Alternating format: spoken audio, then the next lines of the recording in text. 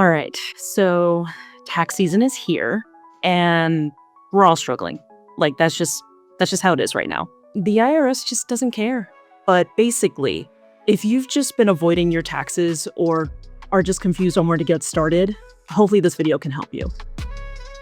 And I really want to just take this moment just to kind of rehash or review just some tips or just some hacks we can start doing just to make this season just a little bit more manageable.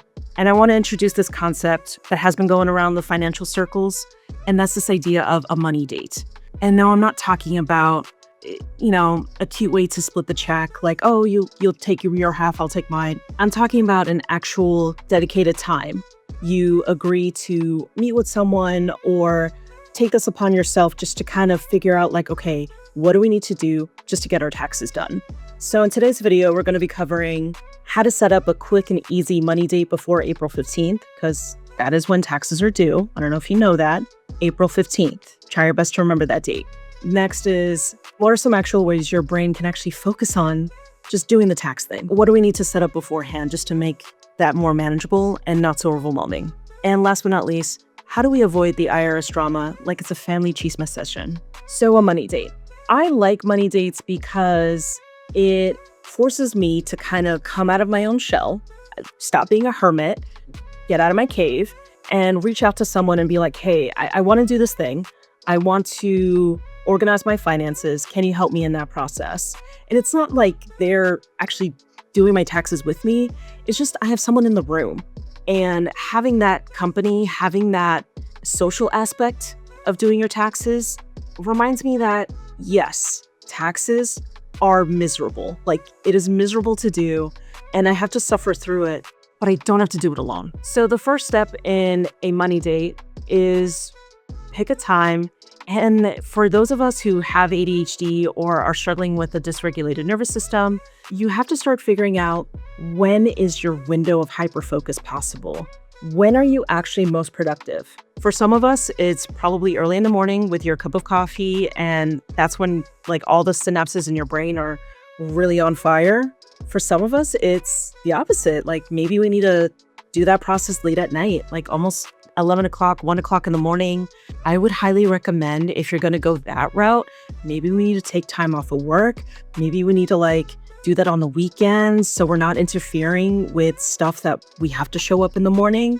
But I get it. Like if you like to stay up late and just feel like that's just going to be the greatest opportunity for you to do this, many of us actually have a job and have families, and late at night is the most quietest time. So be it. But just kind of be mindful, like if you're going to be staying up late or getting up hella early, I don't want that to interfere with the rest of your responsibilities throughout the day. So find a time where it accommodates for all the things you need. The next thing is we just block out at the minimum 30 minutes, hopefully 60 minutes, hopefully 1 hour. Like if we can block out the whole day, great. But I'm just asking 30 minutes. And we do this by setting a timer. Timers do help, and you can make it somewhat fun. I have timers that look like this. You can use the one on your phone. YouTube has like the Pomodoro type of timers. Like, trust me, like there are all types of timers out here. So basically, they help for a reason. And if you are not a fan of timers, maybe use a comfort watch type of show. I think the average show nowadays is like 30 to 45 minutes. So if we need to use that as a timer, so be it. If we need to use our favorite album, favorite playlist, whatever helps you keep time, use it. Utilize it to the best of your capability. Here's the thing that a lot of folks might give you a hard time about. If you need to get through this while doom scrolling through TikTok, do what you have to do. Like I said, just own it. I'm not asking for dedication. I'm not asking for perfection. I just want to get this stuff done. And if it looks like you're all over the place or looks a bit messy, whatever gets it done. All right. Next up, set a vibe. If we need to play like Bad Bunny, if we need to light a candle, if we need to wear our hoodie that says like, I'm getting done today. Again, whatever makes this process less painful, that's what we have to do. And throughout all of this, you have your accountability partner. And it doesn't have to be your romantic partner, but you have someone with you that says, hey, I'm here, you know? So if we need to invite our best friend, if you do have a partner that you want to have this money date with, if you just have a trusted someone, I don't really care who that is, but just someone where both of you can share the same space and have the similar goal of finishing your taxes together, invite them. Make it like a whole, like, actual date. It can be at the coffee shop. I don't know if you want to like have it out in public like that. It can be in someone's home. It can be outside. It just has to be with someone that you trust and are willing to open up and say, man, this thing sucks. Like, this process is horrible. Why are we falling prey to this whole capitalistic hellscape together? The key thing is we need people in this, and we just don't have to hide in the shadows like we did before. What does this money date look like? I would ask at the very beginning of this date, what is my goal? What am I working toward in all of this? Because at the end of the day, I think all of us are just really tired of, you gotta have a goal. You gotta have goals in life. You gotta, get it together. Goals can make any task, anything on your to-do list, task just more meaningful. It gives you a clear reason for showing up in this money date. Instead of facing this endless task of to-do list, or here's another thing I have to complete, here's another thing I'm not going to be good at, you now have a roadmap or an anchor. It's something to focus on and provide clarity when tax prep just feels overwhelming. Instead of thinking, great, now I got to do taxes because the IRS says so, you can actually reframe that by saying, getting my taxes done means no more tax anxiety hanging over my head. Another thing that I tell my clients is, when you're done with your taxes, you can actually put your focus on your financial growth now. You can set better boundaries for the next year. Or filing your taxes means you can move forward in your tax planning without this hanging over your head. And you deserve to not have this on your shoulders anymore. You deserve the rest and the clarity and the peace that comes with just getting this done. And throughout all of this money date, you could actually check in with your financial progress. You can actually see like how much you made this year. See if there are any small wins. Like, wait, I actually made money. Even if it's just $10, $100, like whatever it is, you made more money. You were able to set up a system when it comes to your finances. Like, maybe last year you had to search all over the place for your receipts. Now it's somewhat in an organized area. Or if you are not able to see that progress, you could actually start asking, what money habits or decisions can help further my financial security moving forward? What can I learn about my financial patterns?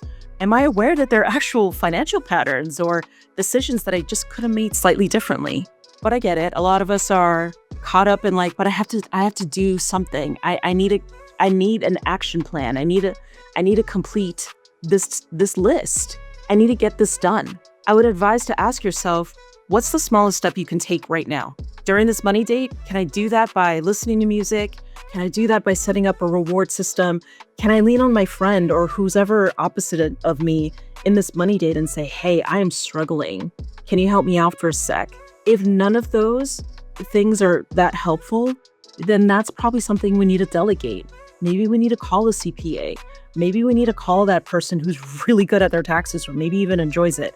I don't know that many people who do, but I know they exist. Maybe there's someone in our community that can just help us through that one hurdle.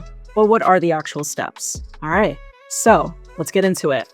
What we're trying to do is to just gather all our tax documents and just do it in a way where if we feel overwhelmed, if we feel like we're losing track or losing focus, there's just a way to backtrack and figure out like, wait, I'm just gathering my tax documents. So finding your income statements. These are forms that say like W-2, 1099. If you have PayPal, Venmo, guess what? IRS knows about your side hustle. I don't know who told you, like you can hide the money if you use Venmo or any of these other apps. They will figure it out. You can go into the settings, you can get your 1099, put it on your computer, and get all the information from there, right? If for some reason your W-2 has not come in or any of these documents are missing, we can access them online. All right. Just waiting for it to show up in the mail. It's not going to cut it. It is your responsibility now to get that information. And if for some reason your employer just didn't provide it, yes, we have to send an email or make a phone call and say, hey, it's tax season, need this now. And they are obligated to get it to you, but it's your responsibility to initiate that process. And if for some reason they don't have it, they don't want to give it up, we need to try to find ways to access it online. So I know for PayPal and Venmo, Stripe, you can get the 1099, I think in the settings department, in the settings section. The next up is to collect your deductible expenses. So if you own a business, you can deduct things like your everyday operational business expenses, stuff like medical, like healthcare, dental care. If you invested in things like trainings or education stuff, like that can all be written off. This is where I would highly advise working with a financial advisor or an accountant or bookkeeper because they can help, and not everything you spend is deductible. This is where we can continue that check-in. You know, what is the smallest step I can take right now? What parts feel the hardest to me? And if at any point you feel lost, remember your money goal. For example, some of my clients really enjoy getting their refund because maybe they can spend some money on a trip. Maybe they can apply some of it to business expenses or their investments. They can invest in themselves for once in the year. Maybe this can go toward things like savings or apply to like a big expense that they've just been putting off all year. You know, so maybe a thing to ask yourself is, if I get a refund, how do I want to use it in a way that supports me? Or another side of this is like, if I owe money, what's the least stressful way to handle this? Do I need to do a payment plan? Do I need to adjust my budget? Do I need to be more realistic and hard on myself when it comes to certain purchases? And this is why, like, taxes, it's possible to end on a positive note. You know, taxes don't have to be the doom and gloom thing. And again, I get it, taxes are stressful, but you've got this. Today, set up your money date, gather your documents. If all else fails, file for an extension. There is such a thing as an extension. There might be some penalties. I would highly advise at that point, you definitely need to reach out to a bookkeeper or CPA. And if you feel brave, if you're willing to do this, drop a comment. How behind are you on taxes? Let's be honest together. Let me preface this. This is a judgment-free zone. And I want people just to share like, hey, you're not the only one. If you like what you've heard so far, subscribe to my channel. I try my best to give financial tips or hopefully help you embrace your awkwardness with money. If you need more support, download my free last-minute tax prep checklist, link in the description. Now go do your taxes before the IRS starts sending letters. Bye for now.